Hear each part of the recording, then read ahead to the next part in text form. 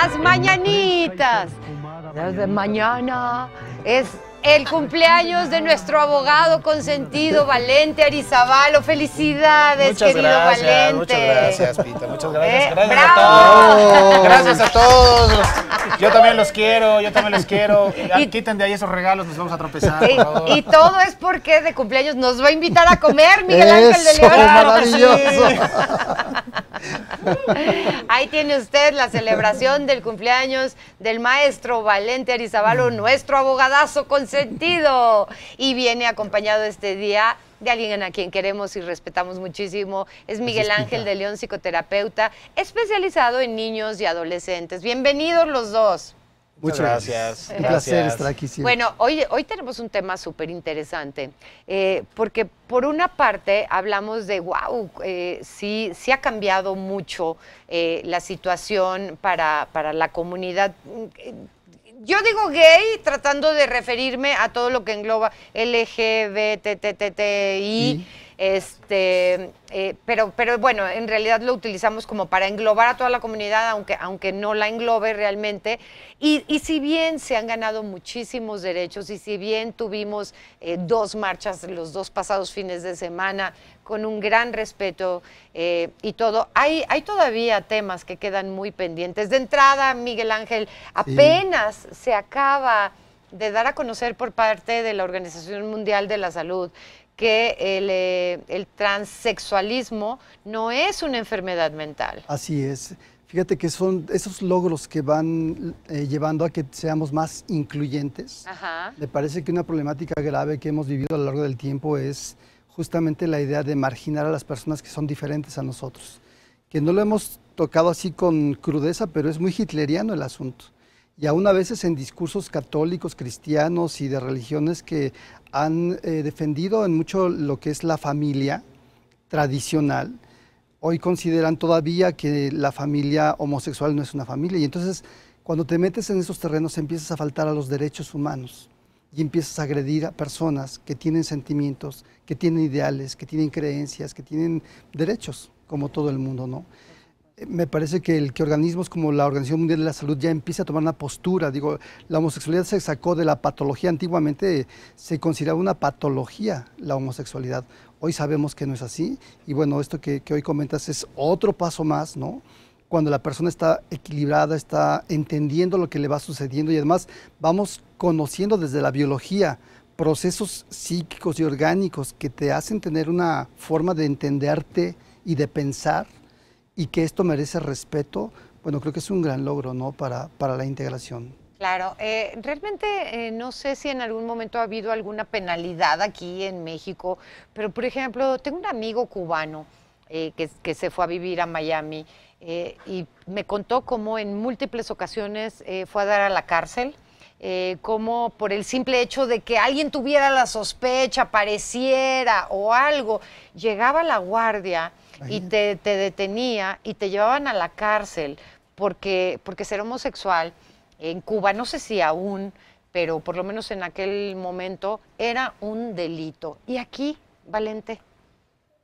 Si nosotros echamos una revisada a cómo han cambiado los criterios jurídicos, que por supuesto los criterios jurídicos a veces son reflejo, a veces son consecuencia, a veces son origen de lo que la sociedad va pensando, de lo que la sociedad va cambiando, podemos ver cosas como estas, ¿eh? Por ahí yo estaba leyendo unos ejemplos de cómo resolvía la Corte ciertos casos en los 50s, en los 60s, todavía en los 90s, y tú te puedes dar cuenta, por ejemplo, cómo el hecho de hablar de homosexualidad era una situación de ser una conducta depravada. Y entonces la ley decía, si tú vas a cometer un delito o si cometes un delito XX, si además hay sospecha de homosexualidad o hay elementos que lleven a demostrar que fue por una relación homosexual, entonces es un agravante. Entonces hay una situación de depravación. Los criterios que hablaban, por ejemplo, de decir... no, el matrimonio solo entre hombre y mujer, porque así es como estaba redactada la ley y así es como se entendía en muchos lugares. O sea, efectivamente sí ha existido una lucha, o sea, eso es innegable. O sea, simplemente hay que ver 30 años atrás las cosas que pasaban. todavía creo y que en algunos lugares del país, no en el aspecto legal, porque ahí sí de verdad hemos avanzado mucho, y digo avanzado, porque realmente pues, lo que se tiene que privilegiar antes que otra cosa es la dignidad y la libertad de las personas. O sea, parecería absurdo decir que tiene que haber leyes especiales. Mucha gente platica conmigo y dice, oye, si aquí estamos hablando de discriminación y lo que queremos es evitarla, pues ¿por qué tenemos leyes especiales? ¿Por qué no la ley tendría que ser igual para todos y decir, hombres, mujeres, personas, tenemos los mismos derechos? Claro. Esa es la idea. Entonces, mucha gente me dice, entonces, ¿por qué hay leyes para proteger derechos de menores? ¿Por qué hay leyes para proteger derechos de mujeres en situación de riesgo? ¿Por qué hay leyes para proteger derechos de personas que pueden ser discriminadas por su preferencia sexual? ¿Por la vulnerabilidad? Es por eso, porque aunque el origen legal, aunque el concepto legal pudiera ser en ese sentido de igualdad, la verdad es que vemos que en la práctica, socialmente, incluso frente a autoridades, incluso frente a tu vecino, sí puede haber cierto tipo de actos que te pueden discriminar y que pueden hacer que esos derechos que están legalmente reconocidos puedan ser vulnerados. Entonces, sí vemos esos cambios. Que es el punto en donde estas charlas que has hecho entre el abogado y yo me han gustado mucho, porque creo que en términos muy de la realidad es importante que la ley defina, ¿no?, lo que es permitido, aceptado, entendido y marcar parámetros de reglas, ¿no? Pero si estos parámetros están colocados desde una psique enferma, les había platicado alguna vez de este mecanismo de defensa que se llama escisión. Escindir significa dividir. Nuestro pueblo, nuestra patria, por muchos años se había conducido de una manera escindida, buenos y malos, ¿no? La verdad es que poco a poco vamos entendiendo que, bueno, desde qué lugar y desde qué visión y en qué momento histórico y de qué manera, ¿no? Poco a poco hemos ido madurando también nuestra forma de pensar y de sentir, y hoy lo que antes era malo, ¿no?, una pareja homosexual que se case, que se ame, que se exprese afecto, ¿qué tendría de malo eso? Claro. Si no están causando daño a nadie. E incluso hay todo un debate todavía por venir y todo un trabajo ahí con respecto a la ley y a lo psíquico, por ejemplo, con los hijos. Porque las parejas homosexuales que hoy tienen hijos, que en muchos casos rescatan niños que alguien los desechó, que alguien los marginó, que muy probablemente ese niño va a ser un delincuente solamente por el hecho de que viven bajo una violencia extrema, una pareja homosexual lo recibe, lo ama, lo cuida. Los estudios están marcando, ¿hay tendencia a que se vuelva homosexual? Bueno, dos padres o dos madres son un modelo identificatorio. Por supuesto que podría ser. Sin embargo, ¿cómo explicas que haya madre y padre que tienen hijos homosexuales, aunque ellos sean completamente heterosexuales? Claro. Y entonces entra en juego una serie de factores biológicos, ¿no?, ideológicos, de valores, de identidad, de trato hacia los hijos, ¿no?, que nos van haciendo ver que es mucho más complejo de lo que a veces pensamos con simplemente júntate hombre y mujer y ya se acabó el problema, ¿no?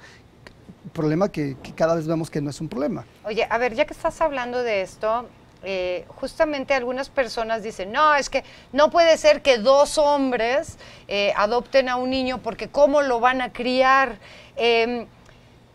Sí, efectivamente, como dices, el tener el rol masculino y femenino, bueno, pues te define muchas cosas, ¿no? Claro. O sea, tienes una energía masculina, una energía femenina.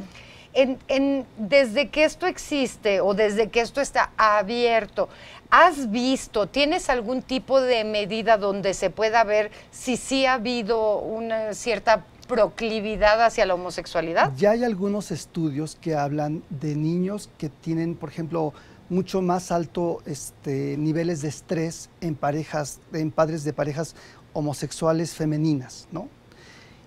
Y yo lo podría entender siendo un poco parcial, no digo, no conozco el caso profundo de cada uno, pero frecuentemente encontramos incluso en las parejas heterosexuales que la mamá es más preocupona, más apapachona, más permisiva, ¿no? Esta parte del hombre que creo que tiene que ver con la testosterona, a veces te hace más radical o más firme, sin que sea la norma esto, ¿no? En realidad depende de cada persona, pero sí se empiezan a ver este tipo de cosas. Pero como eso te puedo decir que hay parejas homosexuales que tienen hijos que son exitosos, que son gente que está aportando a la sociedad, que están construyendo cosas muy positivas, y también hay hijos que son un problema grave, ¿no? Chicos que son delincuentes. Yo creo que el problema grave es generalizar. Todavía nos falta mucho por estudiar. todavía nos falta mucho por entender, ¿no? Porque, bueno, parejas heterosexuales de pronto arrojan al mundo hijos terribles. Hoy día, un problema que yo veo muy en todas las familias es la falta de cantidad y calidad de tiempo con los hijos. O sea, yo eso sí te lo puedo asegurar. Un niño que no es acompañado y educado con principios de amor, de aceptación, de explicarle las cosas como son y que entienda sus emociones, te puede llevar a un problema o de salud mental o de delincuencia. Claro. ¿No? Y esto no tiene nada que ver con la sexualidad. Absolutamente nada, ¿no? Por eso es tan importante que la ley también ha crecido en ese sentido.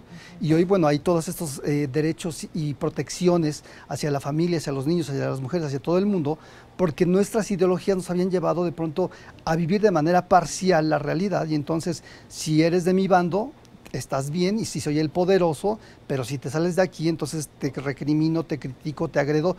Fenómeno que todavía pasa en muchas familias, ¿no? Claro. Oye, me quedé pensando, Valente, ¿existe alguna causal de divorcio que tenga que ver con esto, con homosexualidad? O sea, por decir algo, que de repente llegara una esposa y dijera, me quiero divorciar porque me engañó, en realidad él era gay y se hizo pasar por straight, cosa que sucedió durante muchísimo tiempo, ¿no? Fíjate que, bueno, como están las leyes actualmente, donde se eliminaron las causales de divorcio, donde ya el divorcio procede sin causa, realmente ese ya no es un factor que legalmente pueda ser la consecuencia de que proceda una disolución del vínculo. Hoy no, pero antes sí, era interpretación, ¿no? Por ejemplo, tenía que ver con cuestiones de cópula, cuando el marido era incapaz de la cópula, así decía la ley. Era una causal de divorcio, ¿no? Entonces, sí entraban cuestiones sexuales, entraban cuestiones como de género, como de estereotipos, para que eso sucediera.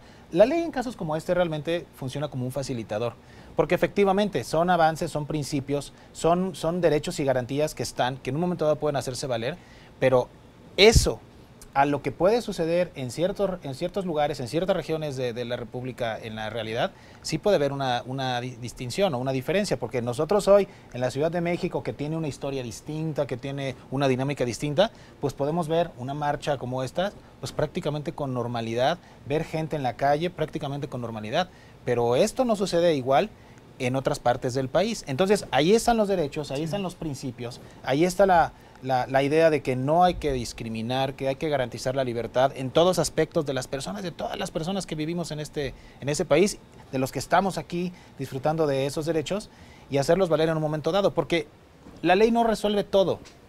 Efectivamente, está definido que hay matrimonio de personas del mismo sexo, la adopción de personas del mismo sexo. Eso legalmente está bien, a mí me parece que es una libertad, está sucediendo. Yo puedo decirte, por ejemplo, que de unos 2, 3 años en que esto se liberó hacia acá, yo no he llevado un juicio de divorcio, por ejemplo, relacionado con personas del mismo sexo. No he tenido que ver algún caso relacionado con adopción y custodia de niños que viven con papá y papá, mamá y mamá, relacionados con esto del mismo sexo. Entonces, a mí me parece también que la gente que lo está asumiendo y que lo está haciendo, lo está enfrentando de una manera muy responsable y muy formal, ¿eh? Ok, wow. Bueno, si que te quieres comunicar con nosotros, tienes dudas, hoy está completísimo este equipo, porque por una parte tenemos al psicoterapeuta especializado en niños y adolescentes, que es Miguel Ángel de León, y como acaban de escucharlo, el maestro Valente Arizabalo, que es nuestro abogadazo consentido. Cuando regresemos de esta pausa, escuchamos tus llamadas, tus preguntas y continuamos la plática con ellos. Regresamos. Es que faltaban 3...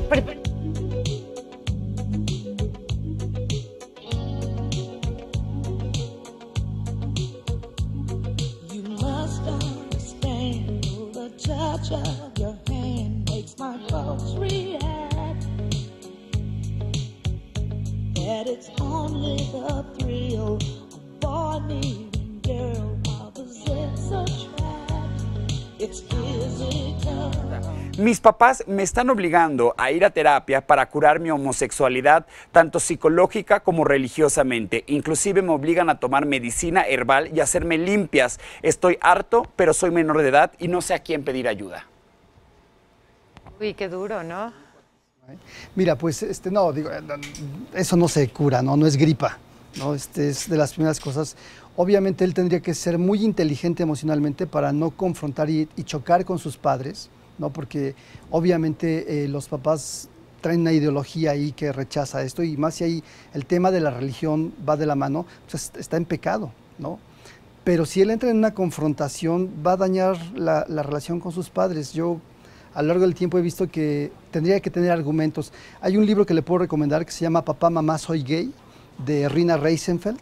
Es un estudio que ella hace muy bien sustentado sobre cómo ayudar a los padres que tienen esta creencia o esta ideología o estos valores de que la heterosexualidad es la forma de vivir, y que esto le puede aportar como algunas ideas para poderles argumentar. Sí, creo que el debate es la forma, ¿no? ¿A partir de los cuántos años más o menos se empieza a definir la sexualidad? Mira, definir así como que ya estoy seguro que soy homosexual o soy heterosexual, se supone que a los 18 años, ¿no? Pero hay gente que tiene 30 y todavía no lo tiene claro, ¿no? Un adolescente, hay un periodo importante entre los 12, 18, 20 años, donde yo he encontrado jóvenes, y la literatura te lo cita también, que creen que son homosexuales, ¿no? Y sin embargo, después de tener algunas experiencias, poco a poco van descubriendo. Y es que, Pita, la sexualidad es como los huesos. Vas madurando. Si lo piensas incluso desde la parte biológica, lo primero que se le forma al feto es una vulva, ¿sí? Y conforme va evolucionando el feto, o se define como vulva, o se define como escroto y pene, ¿no? Si lo piensas hasta desde ese lugar, la construcción de la sexualidad es un proceso que va con la vida, ¿no? Fíjate, Miguel Ángel, que muchos amigos gay que tengo me han dicho, yo lo sabía desde que era niño, o yo me di cuenta cuando me mandaron a un campamento cuando tenía 9 años, Sí. Que me causaba emoción estar con mis amiguitos, o yo me di cuenta desde los 8 años, o yo me Sí. di cuenta desde los 10 años, pero digamos que casi todos coinciden en esta etapa. Sí. O sea, sí hay personas que desde muy pequeños saben, ¿no? Tenía yo un amigo que bromeaba, decía, mi papá me decía, juegue con fierros, ¿no? Sí, entonces le pedí que me comprara una planchita de esas. Porque dice, yo desde muy pequeño sentía la atracción. De hecho, es uno de los criterios que tú puedes ir encontrando para saber cuál es tu orientación. Cuando tú llegas a una fiesta y ves gente, ¿y qué es lo primero que te llama la atención? ¿Los hombres o las mujeres? Claro. Y es esta sensación de atracción, ¿no? Que no la puedes frenar, ¿no? Hay muchos muchachos homosexuales que han tratado de complacer a la familia, y se casan y tienen hijos, pero descubren que su atracción sexual no es hacia una mujer, sino es hacia un hombre, ¿no? Y ahí ves hombres que pues, tienen una vida oculta toda la vida, todavía, y que fue porque no hubo en ellos la capacidad para defender sus sentimientos, sus emociones, y yo creo que esa sería como la tarea para este muchacho, ¿no? Que lea, que se documente, que sea fuerte, mas no irrespetuoso, y eso lo subrayo. Es que está bien ¿no? difícil por la edad, ¿no? Me quedé pensando, Valente, así como de repente un hijo puede demandar a su papá porque no le ha dado dinero para su manutención, ¿un hijo puede demandar a sus padres por algo similar a esto? O sea, yo me estoy dando cuenta, yo soy gay y mis papás a la fuerza me quieren cambiar, ¿no? Y me están llevando a terapias y me están haciendo esto que me está causando una serie de trastornos. Sí se puede, la posibilidad siempre está ahí, porque justamente partiendo de la base de que estos derechos humanos que están reconocidos constitucionalmente son para todos, pues un menor, aunque no tenga una capacidad de ejercicio directa, es decir, está bajo la tutela de los padres. Bueno, tanto así que son los padres, que en un caso como ese, los que te llevan, los que te obligan. Pero recordemos que en este caso y en todos los casos, existe la figura de la representación extraordinaria, por ejemplo, por parte del Ministerio Público. El Ministerio Público, entonces, si alguien ve eso, incluso el mismo menor, lo que pasa es que habrá que ver qué acceso tiene a poder hacer una denuncia, qué persona, incluso algún vecino, alguien que pueda saber ir a hacer una denuncia en ese sentido.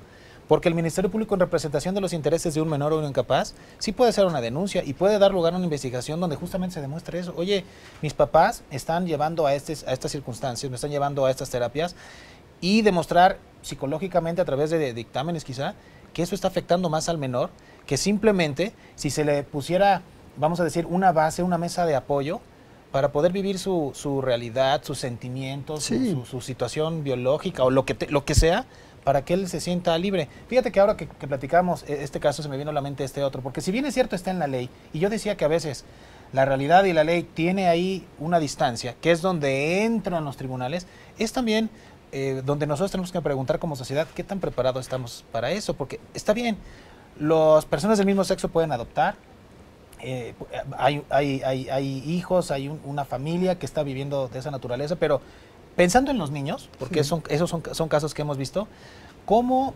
logramos que un niño que tiene padres del mismo sexo se incluya de manera adecuada a un ambiente escolar, a un ambiente social? Porque eso sí lo estamos viendo, puede ser generador de depresión y generador de bullying y violencia escolar. Sí. Entonces tú eres el que tiene dos papás, tú eres el que tiene dos mamás. ¿Estamos preparados como sociedad, como escuela para ese tipo de circunstancias? Porque la ley dice que deberíamos estarlo, la ley dice que esos derechos tienen que salvaguardarse, pero en la práctica, o tendríamos que tomar medidas, por ejemplo, con terapia, con una preparación, para que de manera responsable decir, a ver, yo sé que a este niño le va a costar más trabajo, ¿no? ¿Por qué? Pues porque socialmente en muchos lugares está esa situación, está esa oposición, simplemente esa curiosidad de verlo, tú cómo vives, cómo eres, ¿no? No, pues ya imagínate, si de por sí los niños se burlan de los otros niños en la escuela, ahora sabes que en vez de tener un papá y una mamá, tiene dos papás o dos mamás, pues entonces pronto, más burla. Yo sí he tenido casos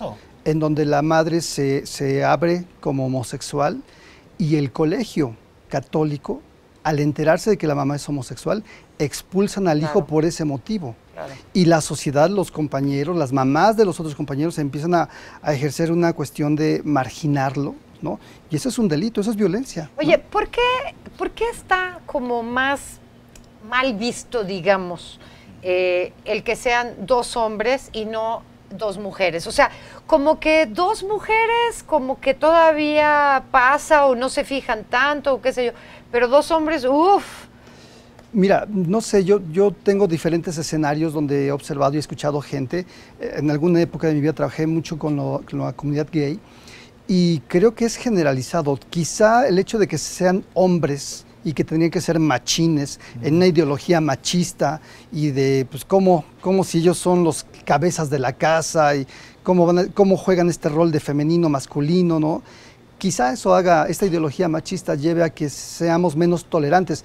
Sí creo que cuando tú ves besarse a dos hombres o besarse a dos mujeres, o tomadas de la mano, ¿no? Que a lo mejor es menos agresivo, pero ves a dos hombres tomados de la mano y ves a dos mujeres, con las mujeres lo permites, lo aceptas, lo entiendes, son tiernas, son dulces, pero que dos machines se expresen afecto, con caricias, con ternura, es esta parte homofóbica, que también es un delito ya hoy día, ¿no? Y que tiene que ver con esta ideología y esta falta de madurez que te digo, ¿no? Yo creo que hemos ido avanzando como sociedad, pero todavía hay mucho que hacer. Hay algo que se llama psicoeducación, que además ojalá que por ahí el gobierno nos escuche. Creo que esto tendría que irse acercando a las escuelas, ¿no? A los niños. Hoy por hoy los jóvenes son mucho más tolerantes que en nuestra época. Digo, los tatuajes que no sé cómo habrá sido para ti, pero recuerdo que mi abuelo me decía... Ah, pues nada más los de la cárcel tenían tatuajes. Y los dineros, ¿no? Sí, yo es una cuestión así como medio de elite, ¿no? Traer un tatuaje y traer todo pintado, además lo que cuesta un tatuaje hoy día. Nos hemos ido abriendo, pero todavía hay gente con poder, con ideas tradicionales, con ideas muy machistas, que lo reprueban completamente y entonces se vuelven violentos contra esta persona diferente, y desde ahí que sepa la gente que eso es un delito, que la homofobia hoy es un delito, me pareció importante porque, por ejemplo, lo que está diciendo Valente es maravilloso, ¿no? Un niño puede ir con el Ministerio Público, que encuentre la manera y decir, defiéndeme, porque en mi casa me están violentando al quererme convertir en algo que yo, es más, el niño todavía no sabe si es o no es. Claro. Tienen que pasar muchos años y muchas cosas para que él pueda definir si es o no es homosexual, heterosexual. Ok, te voy a pasar una pregunta de alguien de nuestro auditorio. ¿Sí? Tiene una hija de 25 años y la hija acaba de decirle que es gay y que está enamorada y se va a casar. Ella considera, no es tanto que le preocupe el tema de que su hija sea lesbiana, lo que le preocupa es que cree que la mujer con la que se quiere casar va únicamente por su dinero, por lo que ella pueda llegar a heredar, porque qué casualidad que de repente es tanta la insistencia en casarse. ¿Hay alguna forma, creo que esta es más para ti, ¿hay alguna forma en la que pueda protegerse? Pensando en la mamá. Pues, o pensando en el porvenir de la hija, ¿no? Sí se puede, o sea, si la mamá tiene esa preocupación, por la razón que sea, que en este caso se da respecto de una pareja de mujeres. Pero igual podría ser la mujer que quiere sacarle hasta los ojos al futuro esposo. Así Eso es. siempre se puede. Es decir, está la figura jurídica del testamento. Recordemos que yo, en vida, antes de morir, por supuesto, puedo designar qué es lo que quiero que se haga con mis bienes. Aquí entramos a otro tipo de cuestión relacionada con pasiones humanas y este tipo de idiosincrasia o este tipo de ideas que se pueden tener. O sea, resulta que una situación como esta, una situación de paradigmas, puede dar lugar a que una familia pueda componerse o descomponerse, porque entonces entrando, cuando yo desconozco esos derechos que tú tienes y estoy llevando a cabo esos actos, que fíjate bien, legalmente son perfectamente válidos. La mamá puede decirle, yo a ti no te voy a dejar nada por inmoral, por lo que quieras, o porque va a llegar la otra y te va a quitar. Bueno, eso va a generar y puede generar otra cosa emocional que a lo mejor no estaba contemplada dentro de lo que la señora quiere. Pero a ver, trátese de matrimonio homosexual o de matrimonio tradicional.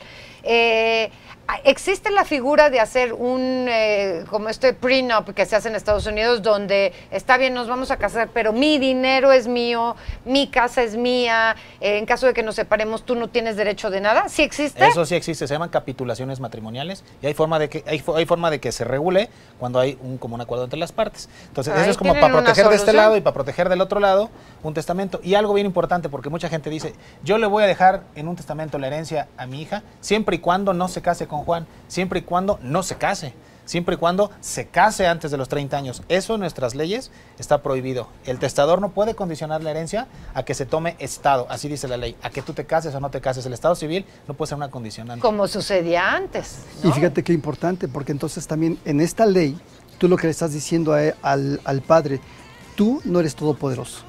Y él es un adulto o una adulta que puede tomar sus propias decisiones. Bueno, pues ahí tienes la respuesta. Espero que te quedes más tranquila con esto. Vamos a una pausa y regresamos en un momento. He recibido constantes amenazas, inclusive de muerte, por parte de la familia de mi pareja, porque yo tengo 21 años y él tiene 17. Dicen que yo lo volví gay, pero él aceptó su sexualidad y me buscó para vivir juntos. ¿Estoy en delito? Yo creo que sí, ¿verdad, Valente?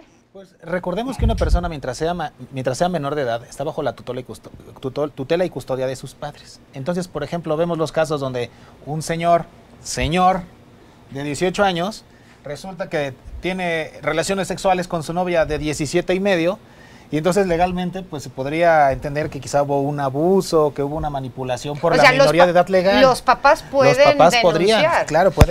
Podrían denunciar, claro. Ya en su momento se verá ante el Ministerio Público los grados de madurez, los grados de culpabilidad, si es que hubiera alguna, o simplemente pues entender que, oye, no hay una manipulación, no hay una transgresión en los derechos de las personas. ¿Pero hay un caso? Es menor de edad, sí, pero para los padres, o sea, los padres tienen que entenderlo en el sentido de que es diferente el que quien corteje a tu hijo sea también un hombre, o si fuera una mujer cortejando al hijo, o si fuera el varón, que es el caso que normalmente a una hija pero hay un será caso más permisible. legal. Legal sí hay. Okay. Legal sí o hay. sea, sí pueden denunciar. Sí, pero que quede claro que es por la situación de la minoría de edad, no por la preferencia sexual. Fíjate que desde el punto de vista psicológico, según la Organización Mundial de la Salud, para considerar que un juego sexual tiene una connotación de abuso, que el abuso implica el tema del poder, ¿no? Tiene que haber por lo menos 5 años de diferencia para que se considere un abuso de tipo psicológico. 5 años de diferencia. Desde el punto de vista psicológico, donde sí hay alguien que es mayor de 5 años, y esto con sus asegúnes,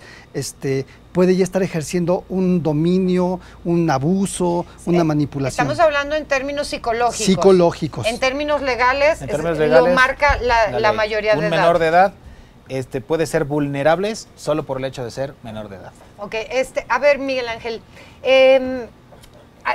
hay un caso que hemos visto en películas, pero que también hemos visto en la vida real, que es, yo no quiero que mis hijos se vayan. Ojalá sean gays, para que nunca me dejen. Sí. Y resulta que sus hijos eran gays. Sí. ¿Qué pasa ahí? Eso se llama engolfamiento, ¿no? ¿Cómo? Engolfar.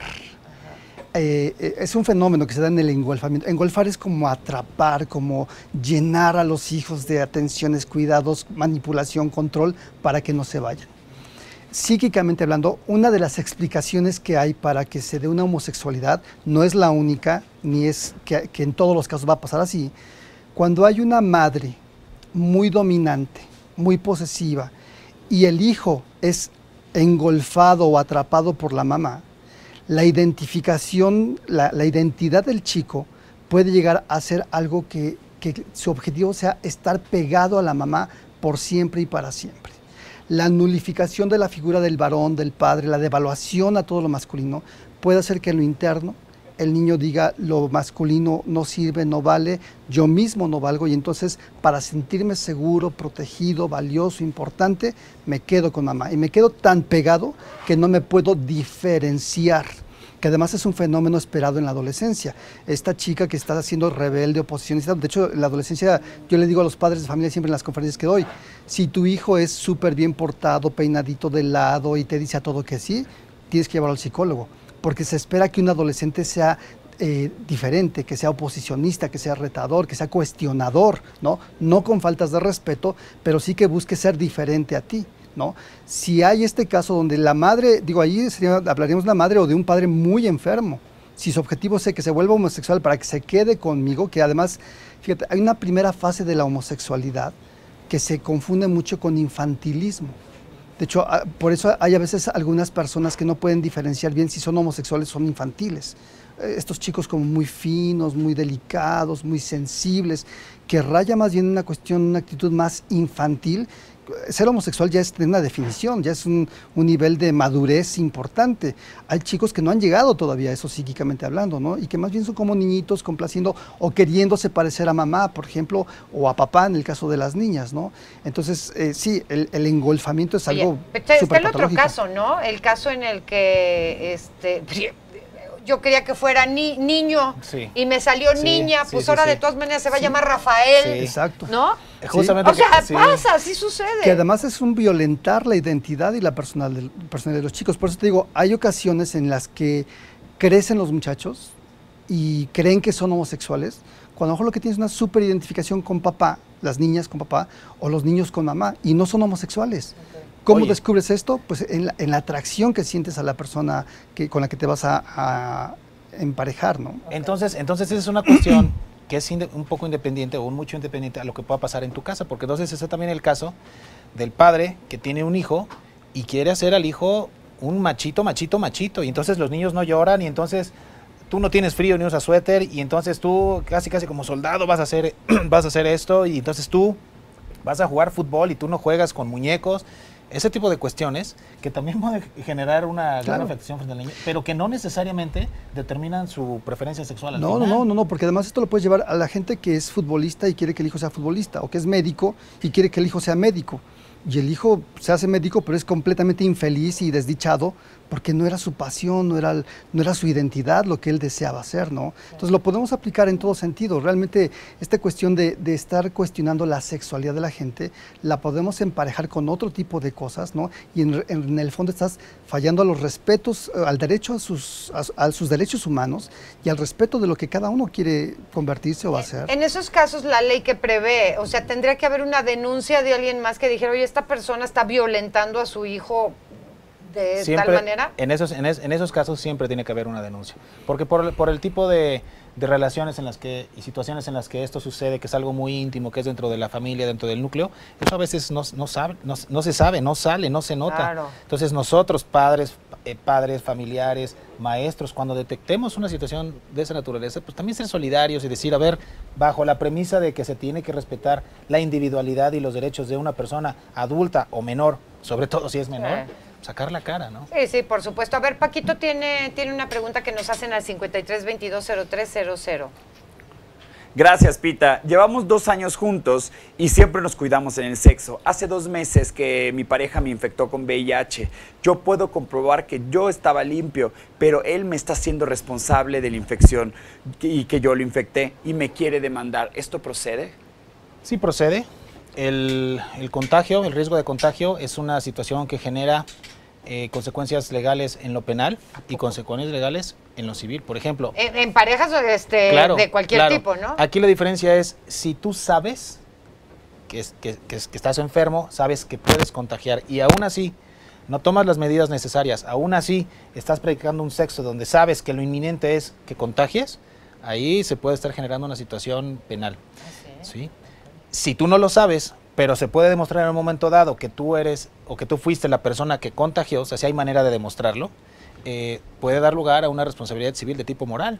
Oye, yo estoy sufriendo en mi honra, en mi persona, en mi salud, una afectación justamente porque tú me has contagiado de esta enfermedad que me puede generar muchísimos trastornos, y eso da lugar a una acción civil de pago de daño moral. Y ahí, fíjate, es cuando los peritajes psicológicos juegan un papel muy importante, porque cuando tú haces un estudio de la personalidad de alguien, puedes identificar si sí, sus patologías, sus niveles de agresión pueden llegar a un nivel como este, de culpar al otro, ¿no? Esto se llama proyección, proyectarle al otro el que tú me hiciste daño cuando fui yo, y yo soy el que trae una problemática interna severa, psíquicamente hablando, que me lleva a un acto así de destructivo y de violento. Hijo, qué fuerte, porque es que sí hemos habido muchos casos así. Sí. Por último, entre todos estos derechos que se ha ganado la comunidad, ¿hay algo que todavía no tienen y por lo que deberían de luchar?